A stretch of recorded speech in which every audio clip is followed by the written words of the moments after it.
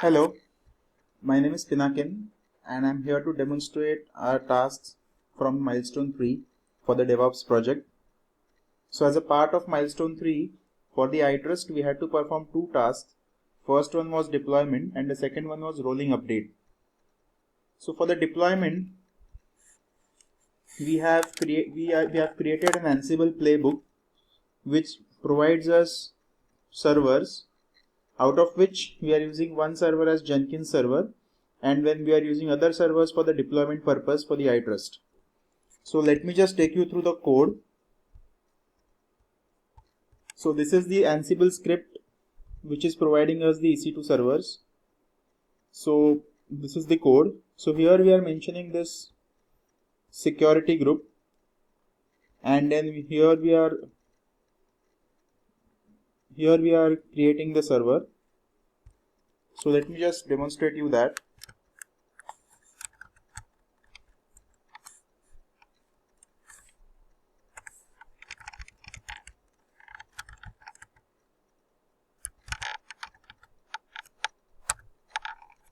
So as you can see, it has started the EC2 provision.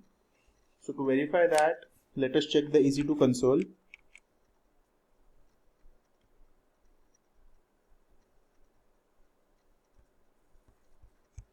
So this is my EC2 console.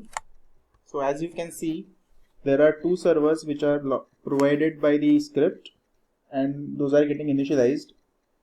So once these servers are initialized, then we will configure them so that we can run Jenkins on them, one of them. So let's wait for them to get ready.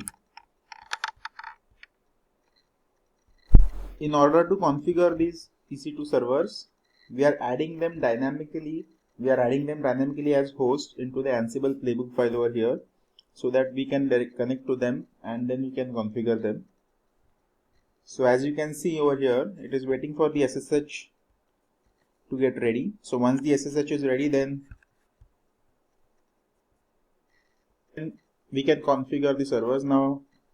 So now here they are ready, and then it has connected to the server and it's uploading them. Now it's configuring them.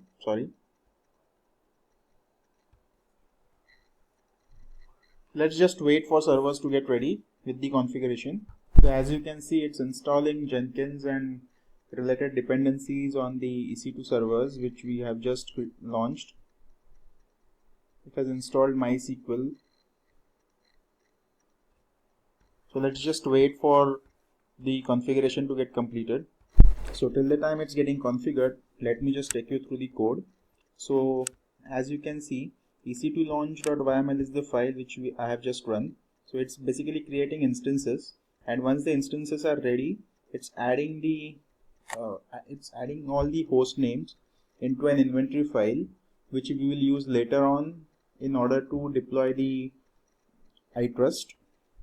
Along with that, it also includes a jenkins.yml. So once the instances are ready, we can run the jenkins.yml playbook so that we can configure the Jenkins server. So that is what currently is in progress. So let us see whether it is finished or not. So as you can see, the Ansible has been successfully executed. Ansible playbook has been successfully executed. So now we have our servers ready. So let us just check the Jenkins server. So as you can see, our Jenkins is ready, and it has also created a job iTrust demo for us, which we can use for building the iTrust application. So now we have also added a webhook over here in our repository, so that whenever we make a git push, it will trigger the Jenkins build. So for that, we have added a webhook over here. This is a webhook. So this corresponds to our Jenkins URL. So just to test this, I'll just add a small file or something into iTrust, or make some small changes into some iTrust source file, and then I'll push that file, and then it should trigger the Jenkins build, and eventually it should deploy the updated war onto the Tomcat server. So let's just see that. So this is a test file which I have selected, and I am making changes into this test file.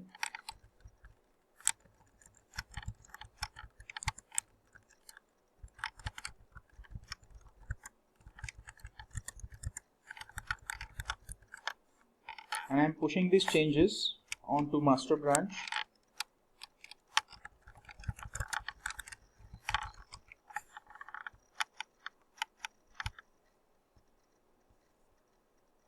Now let us check whether the Jenkins build has been triggered or not. Yes. So as you can see, the iTrust demo is Jenkins build has been triggered because of the push. Now let us check the console logs for more details. So it's downloading the updated code from GitHub, and then it will start the build. It will go through all the test cases, and then it will generate a war out of it, and then it will deploy the war on Tomcat server. So for doing this, we have written another Ansible playbook which does the deployment job. So let me just take you through that. So this is the iTrust inventory. This is a template inventory which we are using. All the hosts, Tomcat hosts, get added to this inventory file.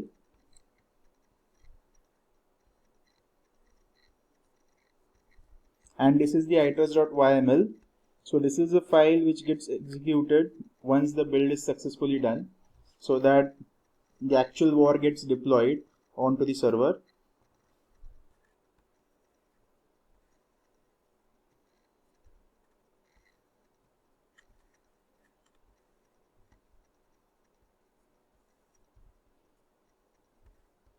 So now let us just wait for this build to get completed, and then we'll see that this Ansible is getting triggered once the build is successful. So let's just wait for this build to get completed. Now this shows the build success message, and once the build was successful, it has started executing the Ansible playbook, which is deploying this generated war onto the Tomcat server. So basically it will install all the necessary dependencies like Tomcat and Java, and then it will just move that war which was generated onto the Tomcat, so that iTrust is up and running. So we'll just wait.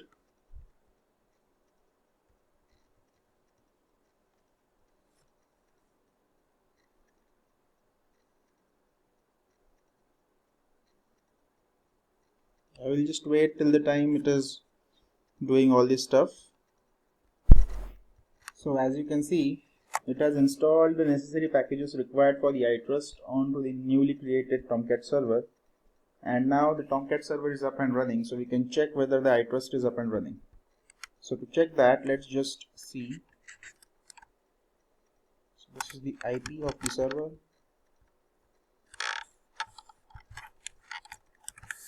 And this is the port.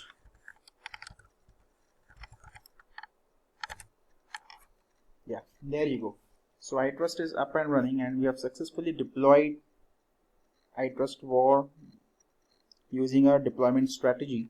So we can create number of such servers, and we can do the deployment on all of them sequentially, and that is what we are going to see in rolling updates. So for the rolling update, what we have done is we have modified our Ansible's playbook a little, so that instead of deploying iTrust on all the servers simultaneously, it will do that sequentially, one server at a time. So for that, we have made little modifications to our YML files. So let me just show you that. So this is the iTrust rolling.yml, and you can see over here, these are the modifications. So this is one property serial which is set to 1, so that it will take up one host at a time from the inventory file, So if suppose we have 5 hosts in the inventory files in which we have to do the deployment, then it will take up one host at a time.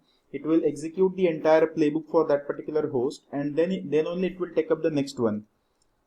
And max fail percentage we have set to 0 because we don't want any of our servers to fail. So if it fails, then it should stop the deployment on that server then and there itself. So that's why we have set max fail percentage equal to 0. So let's just check. We have already implemented this rolling update. So let me just show you how does that work. So I had created another server to demonstrate the rolling update. In this server, this is a rolling update iTrust demo job which is created. So let us just check out the console for this build.